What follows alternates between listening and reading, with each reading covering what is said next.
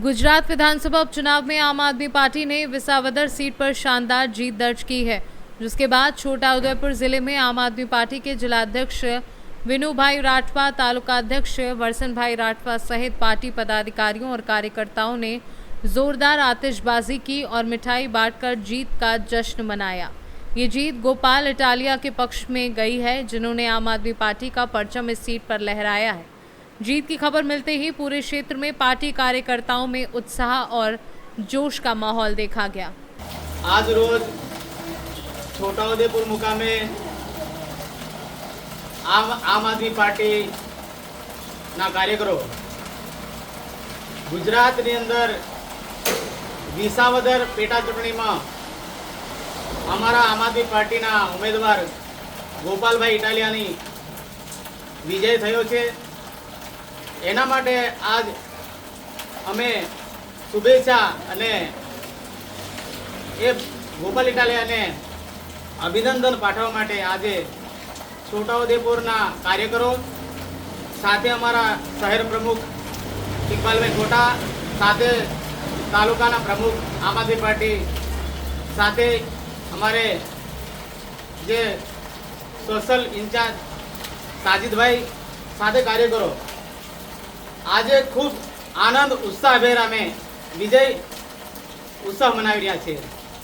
ગોપાલ ઇટાલિયા જે આજે આમ આદમી પાર્ટીના ઉમેદવાર ગુજરાતની અંદર જે તાનાશાહીની સરકાર સામે લડી લેવા માટે તૈયાર છે અને આ જે વિજય થયો છે એ લોકશાહીનો વિજય થયો છે, વિસાવદરની જનતાનો વિજય થયો છે અને સંવિધાનિક રીતે પણ એનો વિજય થયો છે। ગુજરાતની અંદર ભારતીય જનતા પાર્ટીની જે તાનાશાહી છે એને જાકારો આપવા માટે એની સામે લડી લેવા માટે આજે ગોપાલ ઇટાલિયા એવો ચહેરો છે કે જે સૌરાષ્ટ્રની અંદર નહોતો। અમારી પાસે અમારા આદિવાસી વિસ્તારની અંદર પણ જયકરભાઈ વસાવા છે। એવી રીતે આ ગુજરાતની અંદર આજે આમ આદમી પાર્ટીને જે વિજય બનાવ્યો છે એ આવનારા સમયમાં આખા ગુજરાતની અંદર જે લોકો છે એને ન્યાય અપાવવા માટેનું કામ કરશે અને જે આ ભારતીય જનતા પાર્ટીની જે વિચારધારાને તોડવા માટેનું કામ છે, તાનાશાહી તોડવા માટેનું કામ કરશે અને જે લોકોને છે સાચી દિશા તરફ વાચા આપવાનું કામ અમારી જે આમ આદમી પાર્ટી કરશે। આ વિચારધારા અમારી માન્ય અરવિંદભાઈ કેજરીવાલ પૂર્વ મુખ્યમંત્રી દિલ્હી સરકારની વિચારધારાની લડાઈ છે। ભગવત માનજી જે અમારે મુખ્યમંત્રી શ્રી પંજાબના એમની વિચારધારાની સાથેની લડાઈ છે।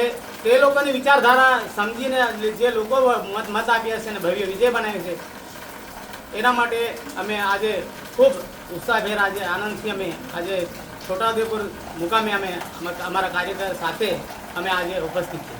छोटा उदेपुर से सीनू संवाददाता अर्जुन राठवा की रिपोर्ट।